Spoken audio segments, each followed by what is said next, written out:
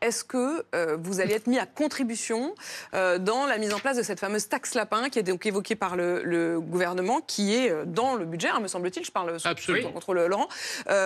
Et cette taxe lapin, l'idée de faire payer entre 5 et 10 euros les rendez-vous qui ne seraient pas honorés. Parce que ça, il faut quand même être honnête, c'est un peu un effet pervers, quand même, de Doctolib. Alors absolument avant, ben, si, qui va vous dire avant on appelait, non mais c'est vrai, avant on appelait son médecin. Je vais corriger la désinformation. Alors il y a très longtemps, on avait même en général une secrétaire ou un secrétaire en ligne qui vous disait vous voulez venir quand, vous avez quoi, votre enfant a quoi, blablabla. On prenait le rendez-vous, vous n'alliez pas l'annuler.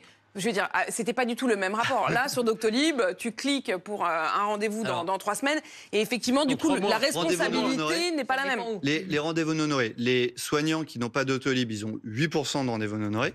Les soignants qui ont Doctolib, ils ont 4%. On a divisé par 2 le nombre de rendez-vous non honorés en France. Pourquoi ? Parce que le rendez-vous non honoré, c'est l'oubli. Vu le nombre de SMS, emails qu'on envoie de rappel, difficile d'oublier. Deuxième, c'est l'annulation qui est difficile. Donc là, vous pouvez annuler sur Doctolib. Il faut mieux annuler. Je crois que 48 heures avant ou 24 heures avant, vous ne pouvez plus annuler. Si, le médecin maintenant peut définir jusqu'à quand vous pouvez annuler. Et la troisième, c'est l'incivilité. Alors là, contre l'incivilité, on peut faire ce qu'on veut, mais à part la taxe lapin, c'est dur de faire mieux. Et donc nous, la taxe lapin, si les soignants veulent la mettre en place, on le fera. Par contre, il ne faut pas que ça empêche l'accès aux soins, il ne faut pas que ça crée de la charge administrative pour les soignants. Ça veut dire que vous nous le dites ce matin, Stanislas Niox-Château, Doctolib sera prêt à permettre de récolter en quelque sorte cette taxe lapin pour les médecins si les médecins vous le demandent. Vous ne le ferez pas pour le gouvernement. Vous ne deviendrez pas récolteur d'impôts. Absolument pas. Nous, on fait toujours ce que les soignants nous demandent. C'est la méthode qui a été la mienne depuis 11 ans et qui restera la mienne. Moi, je travaille pour les soignants.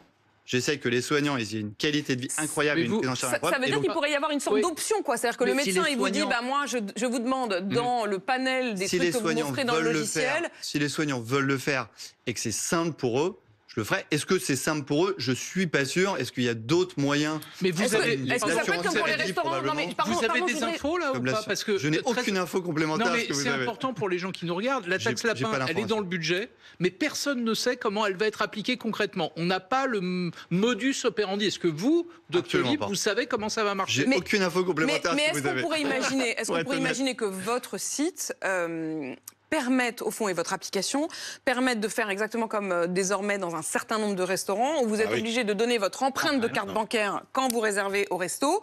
Ça pourrait fonctionner comme ça. Mais on le fait. En gros, vous voulez prendre un rendez-vous chez le médecin, vous mettez votre carte bancaire. Téléconsultation, 1 million de téléconsultations en France par mois, un des pays où la téléconsultation est le plus avancée dans le monde.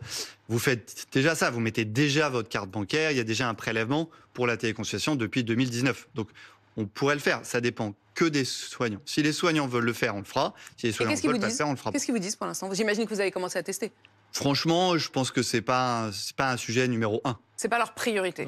La priorité... C'est quoi la priorité du soignant ? Qu'est-ce qu'il vous dit aujourd'hui ? La priorité, c'est qu'il ait plus de ressources humaines et technologiques pour prendre en charge les patients. Pour avoir plus de temps à consacrer au fait d'être médecin. La vocation d'un soignant, c'est de soigner. Aujourd'hui, les soignants, ils croulent sous la charge administrative. Il faut juste rappeler qu'à revenu identique, un médecin en Allemagne, il a 2 ou 3 personnes qui travaillent avec lui. Quand un médecin français, on a une au mieux. Mais c'est un point très important. Nous, on est la première application santé jamais créée en Allemagne. On a 800 personnes en Allemagne. Pour une fois, on a développé notre technologie française en Allemagne. Les cabinets allemands, c'est sûr que d'un point de vue investissement et structure, ils sont très différents des cabinets français. Ça nous a d'ailleurs beaucoup aidé pour développer nos technologies. Parce qu'ils sont regroupés, non ? Parce qu'ils sont regroupés, mais aussi parce qu'un médecin généraliste a 3 assistants, il fait le laboratoire, la vaccination, et il a une organisation qui lui permet de voir plus de patients, mais surtout d'avoir beaucoup plus de temps. Puisque c'est pas que un enjeu de productivité, c'est un enjeu de qualité de vie au travail et de qualité de prise en charge